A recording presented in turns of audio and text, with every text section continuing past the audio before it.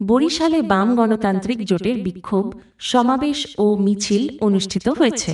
বরিশাল থেকে পারভেজের তথ্য ও ভিডিওচিত্রে বিস্তারিত। বরিশালে বাম গণতান্ত্রিক জোটের বিক্ষোভ সমাবেশ ও মিছিল অনুষ্ঠিত হয়েছে।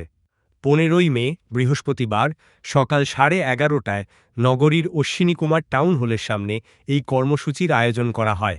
উক্ত আয়োজনে সভাপতিত্ব করেন কমরেড অধ্যাপক শাহ আজিজুর রহমান খোকন, সমন্বয়কারী বাম গণতান্ত্রিক জোট বরিশাল ও বাংলাদেশ বিপ্লবী কমিউনিস্ট লীগের জেলা নেতা।